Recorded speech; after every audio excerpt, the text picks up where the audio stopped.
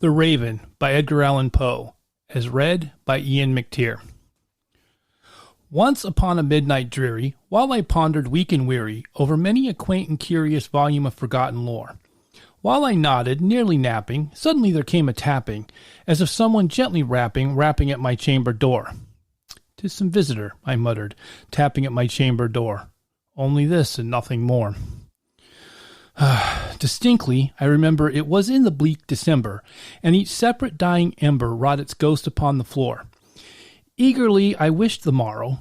Vainly I had sought to borrow from my book surcease of sorrow, sorrow for the lost Lenore, for the rare and radiant maiden whom the angels name Lenore, nameless here forevermore. And the silken, sad, uncertain rustling of each purple curtain thrilled me, filled me with fantastic terrors never felt before, so that now, to still the beating of my heart, I stood repeating, "'Tis some visitor entreating entrance at my chamber door, some late visitor entreating entrance at my chamber door. This it is, and nothing more." Presently my soul grew stronger, hesitating then no longer. "Sir," said I, "or madam, truly your forgiveness I implore.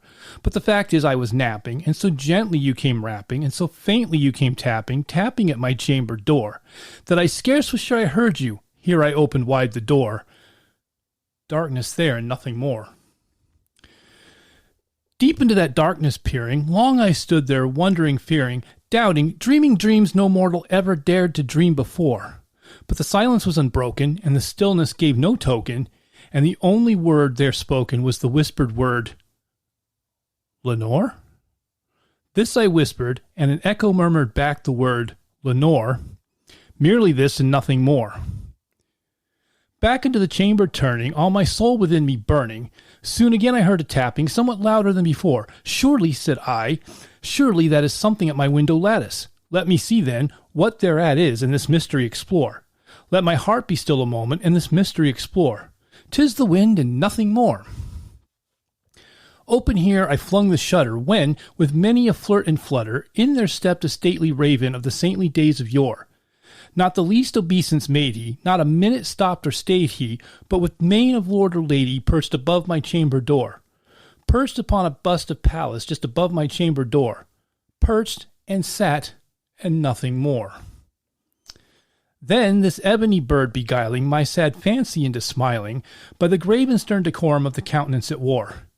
"Though thy crest be shorn and shaven, thou," I said, "art sure no craven, ghastly, grim, and ancient raven, wandering from the nightly shore. Tell me what thy lordly name is on the night's Plutonian shore." Quoth the raven, "Nevermore."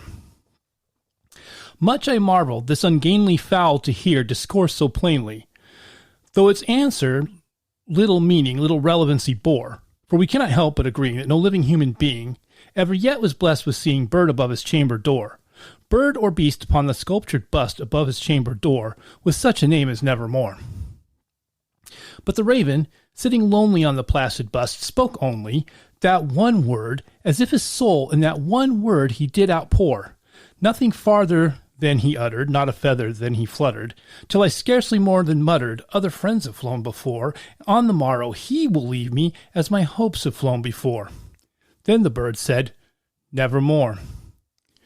Startled at the stillness, broken by reply so aptly spoken, "Doubtless," said I, "what it utters is only stock and store, caught from some unhappy master, whom unmerciful disaster followed fast and followed faster, till his songs one burden bore, till the dirges of his hope that melancholy burden bore, of nevermore."